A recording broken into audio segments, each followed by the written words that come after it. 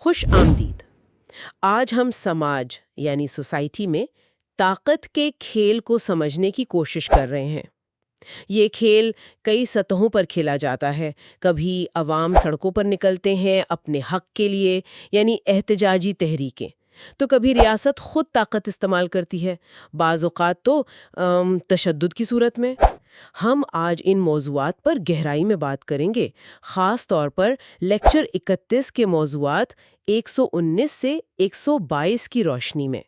یہ سیاسی تشدد، پاکستان میں احتجاجی تحریکوں اور نسل کشی جیسے سنگین مسائل کا احاطہ کرتے ہیں۔ بالکل، اور یہ سمجھنا صرف آپ کہیں تعلیمی لحاظ سے ہی اہم نہیں، بلکہ یہ ہمیں اپنی تاریخ، اپنے حال، اپنے ارد گرد کی دنیا کو سمجھنے میں مدد دیتا ہے۔ ہاں، خاص طور پر طلباء کے لیے جو معاشرے کی پیچیدگیوں کو سمجھنے کی کوشش کر رہے ہیں، یہ تصورات بہت کلیدی ہیں۔ جی، ہمارا مقصد صرف تعریفیں دہرانا نہیں ہے، بلکہ ان خیالات کے پیچھے چھپے مطلب اور ان کی اہمیت کو اجاگر کرنا ہے، آسان الفاظ میں۔ تو آئیے شروعات پاکستان کے اپنے تجربے سے کرتے ہیں۔ موضوع 119 پاکستان میں احتجاجی تحریکیں۔ ذرائع بتاتے ہیں پچھلے 75 سالوں میں یہاں کئی طرح کی سماجی تحریکیں ابھری ہیں، مذہبی، سیاسی، سیکولر، اور یہ بھی کہ اکثر کا مقصد حکمرانوں کا تختہ الٹنا تھا۔ کیا یہ تصویر مکمل ہے؟ دیکھیں، یہ تصویر کا ایک اہم حصہ ضرور ہے۔ کئی بڑی تحریکوں کا بنیادی مقصد سیاسی تبدیلی لانا تھا یا حکومت کو ہٹانا رہا ہے، لیکن یہ بھی اہم ہے اور ذرائع یہ واضح کرتے ہیں کہ پاکستان کی تاریخ میں ایسی سیاسی تحریکیں اور لانگ مارچ بھی ہوئے ہیں جن کا مقصد حکومت گرانا نہیں تھا، بلکہ وہ کسی خاص سماجی، معاشی یا قانونی اصلاحات کے لیے تھے۔ اچھا۔ اور اہم بات یہ ہے کہ ان میں سے کئی تحریکیں، چاہے ان کا مقصد کچھ بھی ہو، کسی نہ کسی طرح پرامن طریقے سے اپنے مقررہ اہداف حاصل کرنے میں کامیاب بھی ہوئیں۔ اچھا، تو کامیابی کا پیمانہ صرف حکومت کا خاتمہ نہیں تھا، بلکہ اپنے مطالبات منوانا بھی تھا۔ بالکل، بالکل، اور اس لحاظ سے دیکھیں تو پاکستان میں بہت سی سیاسی تحریکوں کو کامیاب کہا جا سکتا ہے، اور یہ بھی یاد رہے کہ پاکستان کا قیام خود ایک بہت بڑی کامیاب سماجی تحریک کا نتیجہ تھا جس کی قیادت آل انڈیا مسلم لیگ نے کی۔ تو پاکستان میں ان تحریکوں کی نوعیت بہت متنوع رہی ہے۔ سیاسی مسائل، سماجی مسائل، قانونی مسائل، یہ سب ان کا محور رہے ہیں۔ تو یہ تنوع ظاہر کرتا ہے کہ معاشرہ کتنا متحرک ہے اور شہری ریاست کے ساتھ مسلسل ایک، آپ کہہ لیں، مکالمہ یا کشمکش میں رہتے ہیں۔ یہ ہمیں ریاست کے کردار کی طرف لاتا ہے۔ ریاست ان تحریکوں پر یا عموماً طاقت کے استعمال پر کیسے رد عمل دکھاتی ہے؟ یہ ہمیں موضوع 120 یعنی سیاسی تشدد کے مطالعے کی طرف لے جاتا ہے۔ یہاں ایک چونکا دینے والی بات لکھی ہے کہ کلاسیکل سماجی فکر نے جنگ جیسے اہم موضوع کو اپنے نظریات میں صحیح جگہ نہیں دی۔ ایسا کیوں ہوا؟ جی، یہ ایک اہم نکتہ ہے۔ ذرائع بتاتے ہیں کہ اس کی ایک بڑی وجہ یہ تھی کہ جو پرانے سماجی مفکرین تھے نا، ان کی زیادہ تر توجہ ریاست کے اندرونی معاملات پر رہی۔ انہوں نے ریاست کو ہی تجزیے کی اکائی مانا اور بین الاقوامی تعلقات، جنگ اور ریاستوں کے درمیان طاقت کے استعمال کو زیادہ اہمیت نہیں دی۔ وہ زیادہ تر یوں سمجھے ملکی سماج پر فوکس کرتے رہے۔ تو اس محدود سوچ کا نتیجہ کیا نکلا؟ گویا ایک بڑا پہلو نظر انداز ہو گیا۔ بالکل، نتیجہ یہ ہوا کہ جنگ کا عالمگیریت یعنی گلوبلائزیشن میں کیا کردار ہے، بڑے پیمانے پر انسانی حقوق کی خلاف ورزیاں کیوں ہوتی ہیں، اور نسل کشی جیسے ہولناک جرائم کیسے وقوع پذیر ہوتے ہیں۔ ان سوالات پر سماجی نظریات میں گہری بحث نہیں ہو سکی۔ اس خلا کو بعد کے مفکرین نے پر کرنے کی کوشش کی۔ مثلاً اسکاٹ نے ریاست کے دو بنیادی پہلوؤں پر زور دیا۔ ایک تو ریاست کا تشدد کے استعمال پر اجارہ داری، یعنی ویبر کا مشہور نظریہ کہ صرف ریاست کو ہی طاقت استعمال کرنے کا قانونی حق ہے، اور دوسرا ریاست کا سرمایہ جمع کرنے کے لیے تشدد کا استعمال، جس کا تعلق مارکس کے نظریات سے جوڑا جا سکتا ہے۔ اسکاٹ جیسے مفکرین نے جنگ اور سماجی تبدیلی کے تعلق کو واضح کیا۔ یعنی ریاست اپنی طاقت کو قائم رکھنے اور معاشی فائدے کے لیے تشدد کو ایک آلے کے طور پر استعمال کرتی ہے، اور پرانے نظریات اس حقیقت کو پوری طرح سمجھ نہیں پائے تھے۔ اب آئیے اس تشدد کے سیاسی استعمال کی مزید تفصیل میں چلتے ہیں۔ موضوع 121 ذرائع کہتے ہیں کہ اس کا مطلب ہے طاقت اور جواز حاصل کرنے کے لیے جان بوجھ کر دوسرے گروہوں سے نفرت کو ہوا دینا۔ یہ نفرت کیسے پیدا کی جاتی ہے اور استعمال ہوتی ہے؟ اکثر ایسا ہوتا ہے کہ سیاسی رہنما اپنی پوزیشن مضبوط کرنے کے لیے معاشرے میں جو تقسیم موجود ہوتی ہے نا، چاہے وہ نسلی ہو، مذہبی ہو یا نظریاتی، اس کا فائدہ اٹھاتے ہیں۔ وہ ہم بمقابلہ وہ کا بیانیہ تشکیل دیتے ہیں۔ اپنے حریفوں کو کمزور کرنے یا عوام کی حمایت حاصل کرنے کے لیے وہ قوم پرستانہ جذبات ابھارتے ہیں اور کسی ایک گروہ کو دشمن یا مسئلے کی جڑ کے طور پر پیش کرتے ہیں۔ یہ پیدا کردہ نفرت پھر محض الفاظ تک محدود نہیں رہتی، بلکہ ظلم اور تشدد کی بنیاد بن جاتی ہے۔ اور اس تشدد کی سب سے بھیانک شکل ہے نسل کشی یا جینوسائیڈ۔ ذرائع میں اس کی واضح تعریف دی گئی ہے۔ جی، چارک اور جنوسن کی تعریف بہت اہم ہے۔ کسی ریاست یا دوسری اتھارٹی کا ایک منصوبے کے تحت کسی خاص گروہ کو تباہ کرنے کا ارادہ۔ یہاں کلیدی الفاظ ہیں ارادہ اور تباہ کرنا۔ یہ صرف قتل عام نہیں، بلکہ ایک منصوبے کے تحت کسی پورے گروہ کو، چاہے وہ نسلی ہو، مذہبی ہو، قومی ہو، اسے صفحہ ہستی سے مٹانے کی کوشش ہے۔ یہ اکثر یک طرفہ ہوتی ہے، یعنی ریاست یا طاقتور گروہ کمزور گروہ کو نشانہ بناتا ہے۔ ذرائع میں اس کی مثالیں بھی دی گئی ہیں، جیسے دارفور میں قتل عام، آرمینی باشندوں اور یہودیوں کی نسل کشی یعنی ہولوکاسٹ۔ یہ مثالیں اس جرم کی سنگینی کو واضح کرتی ہیں۔ بالکل، اور یہ جاننا بھی ضروری ہے کہ نسل کشی کا لیبل لگانا یہ خود ایک سیاسی عمل بن سکتا ہے۔ جیسے ذرائع میں 2007 کی مثال ہے کہ امریکہ نے پہلی جنگ عظیم کے دوران ارمینیائی باشندوں کے قتل عام پر ترکی کے خلاف قرارداد منظور کی اور اسے نسل کشی قرار دیا۔ اس طرح کے اقدامات بین الاقوامی تعلقات میں دباؤ ڈالنے کے لیے استعمال ہوتے ہیں۔ روانڈا اور آرمینیا کے واقعات بھی اس کی مثالیں ہیں۔ بعض اوقات یہ اصطلاح کسی ثقافت، مذہب یا زبان کو منظم طریقے سے ختم کرنے کی کوششوں کے لیے بھی استعمال ہوتی ہے۔ نسل کشی کے ساتھ ایک ملتی جلتی اصطلاح استعمال ہوتی ہے نسلی تطہیر یعنی ایتھنک کلینزنگ۔ ان دونوں میں کیا بنیادی فرق ہے، جیسا کہ ذرائع بتاتے ہیں؟ نسلی تطہیر کا بنیادی مقصد کسی مخصوص علاقے کو ایک خاص نسلی یا مذہبی گروہ سے پاک کرنا ہوتا ہے۔ اس میں عام طور پر مردوں کو مار دیا جاتا ہے، عورتوں اور بچوں کو زبردستی علاقہ چھوڑنے پر مجبور کیا جاتا ہے اور خوف و ہراس پھیلا کر ان کی واپسی ناممکن بنا دی جاتی ہے۔ مقصد جغرافیائی طور پر علاقے سے اس گروہ کا خاتمہ ہوتا ہے۔ اچھا۔ دوسری طرف نسل کشی کا مقصد اس گروہ کی مکمل تباہی ہوتا ہے، چاہے وہ کہیں بھی ہوں۔ نسلی تطہیر کا فوکس علاقے پر زیادہ ہوتا ہے، جبکہ نسل کشی کا فوکس خود گروہ کی تباہی پر۔ تاہم عملی طور پر ان دونوں میں فرق کرنا بعض اوقات مشکل ہوتا ہے اور یہ ایک دوسرے کا حصہ بھی ہو سکتے ہیں۔ یہ بہت اہم وضاحت ہے۔ اب اس خوفناک سوال کی طرف آتے ہیں جو موضوع 122 میں اٹھایا گیا ہے۔ نسل کشی آخر ہوتی کیوں ہے؟ اس کے اسباب کیا ہیں؟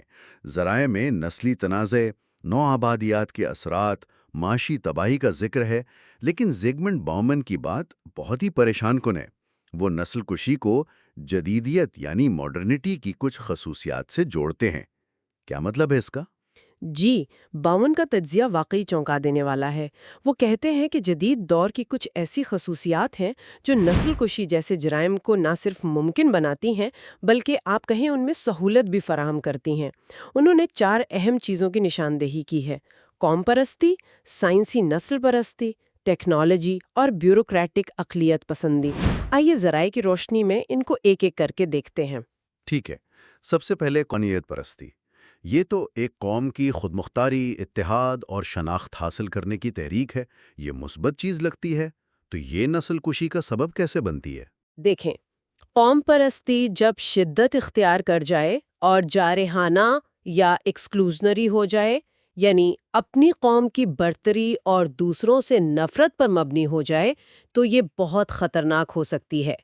جب یہ سمجھا جانے لگے کہ قومی اتحاد یا پاکیزگی کے لیے کسی دوسرے گروہ کا خاتمہ ضروری ہے، تو یہ نسل کشی کی راہ ہموار کرتی ہے۔ ذرائع میں کوسووو میں ہونے والے واقعات کو اسی قوم پرستانہ تنازع سے پیدا ہونے والی نسل کشی کی مثال کے طور پر پیش کیا گیا ہے۔ دوسرا نقطہ، سائنسی نسل پرستی۔ یہ تو نام سے ہی بہت منفی لگ رہا ہے۔ کیا یہ سائنس کا غلط استعمال ہے؟ بالکل، سائنسی نسل پرستی میں نسلی تعصب اور امتیاز کو جائز ثابت کرنے کے لیے نام نہاد سائنسی نظریات یا جعلی شواہد کا سہارا لیا جاتا ہے۔ یہ دعویٰ کیا جاتا ہے کہ کچھ نسلیں فطری طور پر دوسروں سے کمتر یا برتر ہیں یا معاشرے کے لیے خطرہ ہیں۔ اس سے ان کے خلاف تشدد یا امتیازی سلوک کو منطقی یا ضروری بنا کر پیش کیا جاتا ہے۔ ذرائع میں US ہولوکاسٹ میموریل میوزیم کی کتاب ڈیڈلی میڈیسن کا حوالہ ہے، جو بتاتی ہے کہ نازی جرمنی نے کیسے اس نام نہاد سائنس کو استعمال کیا، یہودیوں اور دیگر گروہوں کے خلاف نفرت اور بالآخر ہولوکاسٹ کو جواز فراہم کرنے کے لیے۔ اور تیسرا اور چوتھا نقطہ، ٹیکنالوجی اور بیوروکریٹک اقلیت پسندی، یہ کیسے نسل کشی میں کردار ادا کرتے ہیں؟ یہ سوچنا ہی عجیب ہے کہ ٹیکنالوجی اور منظم نظام یعنی بیوروکریسی قتل عام میں مددگار ہو سکتے ہیں۔ یہی بومن کا سب سے پریشان کن نقطہ ہے۔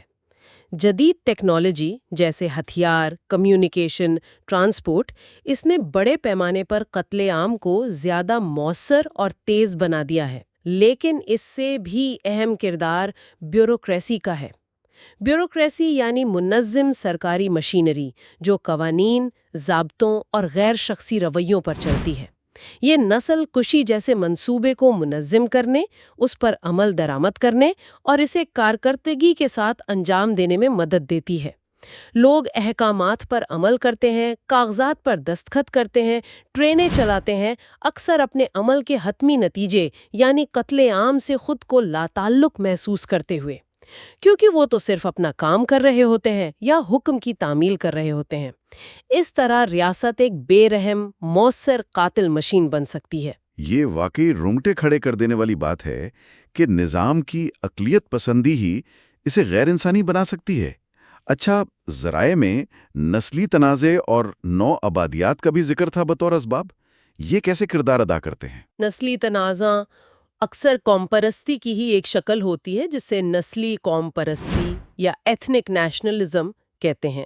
یہ تب ابھرتا ہے جب کوئی گروہ اپنی مشترکہ شناخت جیسے تاریخ، زبان، ثقافت، اس کو سیاسی یا معاشی مقاصد کے لیے استعمال کرتا ہے اور دوسرے گروہوں کو اپنے مفادات کے لیے خطرہ سمجھتا ہے۔ نو آبادیات کا کردار بھی بہت گہرا ہے۔ ذرائع بتاتے ہیں کہ نو آبادیاتی طاقتوں نے اکثر وسائل کے استحصال کے لیے مقامی آبادیوں میں تقسیم پیدا کی، کچھ گروہوں کو دوسروں پر ترجیح دی اور ایسی سرحدیں بنائیں جنہوں نے بعد میں تنازعات کو جنم دیا۔ ان پالیسیوں کے طویل مدتی اثرات آج بھی کئی خطوں میں نظر آتے ہیں۔ دارفور میں غیر عرب مسلمانوں کی حالت زار کو نوآبادیاتی دور کی تاریخ اور پالیسیوں سے جوڑا جاتا ہے۔ اسی طرح تبت پر چینی کنٹرول کو بھی بعض تجزیہ کار نوآبادیاتی تناظر میں دیکھتے ہیں۔ تو گویا نسل کشی جیسے ہولناک واقعات کسی ایک وجہ سے نہیں ہوتے، بلکہ یہ قوم پرستی، نسل پرستی، جدید ٹیکنالوجی، ریاستی مشینری، نسلی تناؤ اور تاریخی ناانصافیوں جیسے کئی عوامل کے ملنے سے وقوع پذیر ہو سکتے ہیں۔ ہم نے یہ سب پیچیدہ باتیں سمجھنے کی کوشش کی۔ اب سوال یہ ہے کہ ان سب کا عام زندگی میں، خاص طور پر ایک طالب علم کے لیے کیا مطلب ہے؟ یہ جاننا کیوں ضروری ہے؟ یہ سوال سب سے اہم ہے۔ ان تصورات کو سمجھنا صرف امتحانات میں اچھے نمبر لینے کے لیے نہیں ہے، یہ ہمیں ایک زیادہ باخبر، باشعور اور ذمہ دار شہری بننے میں مدد دیتا ہے۔ یہ ہمیں سکھاتا ہے کہ معاشرے میں طاقت کیسے کام کرتی ہے، احتجاج کیوں ہوتے ہیں، ریاست کیسے رد عمل دے سکتی ہے اور نفرت انگیز نظریات کیسے پھیلتے ہیں اور کتنے خطرناک نتائج پیدا کر سکتے ہیں۔ یعنی یہ علم ہمیں اپنے ارد گرد ہونے والے واقعات، چاہے وہ پاکستان میں ہوں یا دنیا میں کہیں اور، ان کا تجزیہ کرنے اور انہیں ایک وسیع تناظر میں دیکھنے کی صلاحیت دیتا ہے۔ بالکل، جب ہم پاکستان میں کوئی احتجاجی تحریک دیکھتے ہیں، موضوع 119، تو ہم سمجھ سکتے ہیں کہ اس کے پیچھے کیا محرکات ہو سکتے ہیں اور اس کی کامیابی کے امکانات کیا ہیں۔ جب ہم ریاست کی طرف سے طاقت کے استعمال موضوع 120 کی خبریں سنتے ہیں تو ہم ویبر اور مارکس کے نظریات کو یاد کر سکتے ہیں۔ جب ہم دنیا میں کہیں نسلی یا مذہبی تشدد کی بات سنتے ہیں تو ہم نسل کشی اور نسل تطہیر کی تعریفوں کو ذہن میں لا سکتے ہیں، اور ان عوامل جیسے قوم پرستی، نسل پرستی، بیوروکریسی ان کا تجزیہ کر سکتے ہیں جو اس کا باعث بنے۔ یہ علم ہمیں پروپیگنڈا اور نفرت انگیز بیانوں کو پہچاننے اور ان پر تنقیدی نظر ڈالنے کے قابل بناتا ہے۔ تو خلاصہ یہ ہوا کہ آج ہم نے پاکستان میں احتجاجی تحریکوں کی متنوع نوعیت اور تاریخ کو دیکھا۔ جی، پھر ہم نے سیاسی تشدد کے نظریاتی پہلوؤں پر بات کی کہ کس طرح کلاسیکی سماجی فکر اس معاملے میں محدود تھی اور کیسے ریاست تشدد کو اپنی اجارہ قائم رکھنے اور دیگر مقاصد کے لیے استعمال کرتی ہے۔ اس کے بعد ہم نے تشدد کے سیاسی استعمال، نفرت کی سیاست اور اس کے نتیجے میں ہونے والی نسل کشی اور نسلی تطہیر جیسے جرائم کی تعریفیں اور مثالیں سمجھیں۔ اور آخر میں ہم نے نسل کشی کے پیچیدہ اسباب کا جائزہ لیا، جن میں باؤمن کے بتائے ہوئے جدیدیت کے عناصر، قوم پرستی، سائنسی نسل پرستی، ٹیکنالوجی، بیوروکریسی کے ساتھ ساتھ نسلی تنازع اور نوآبادیات کے کردار کو بھی سمجھنے کی کوشش کی۔ یہ واقعی گہرے اور سنجیدہ موضوعات ہیں جن پر غور و فکر بہت ضروری ہے۔ یقیناً، اور اسی غور و فکر کو آگے بڑھانے کے لیے سامعین کے لیے ایک سوال چھوڑتے ہیں۔ ان تمام عوامل کو جاننے کے بعد ریاست کی بے پناہ طاقت، قوم پرستی کا پرکشش نعرہ، بیوروکریسی کی غیر شخصی کارکردگی، تاریخ کی تلخیاں، آخر معاشرے خود کو کیسے محفوظ رکھ سکتے ہیں؟ وہ کون سے اقدامات کر سکتے ہیں یا کون سے حفاظتی انتظامات یعنی چیکس اینڈ بیلنسز قائم کر سکتے ہیں تاکہ نسلی یا سیاسی تناؤ، تشدد اور نسل کشی کی نہج تک نہ پہنچے؟ اس پر سوچنا، خاص طور پر ان تصورات کی روشنی میں جو ہم نے آج زیر بحث لائے، شاید آج کے دور کی سب سے بڑی ضرورت ہے۔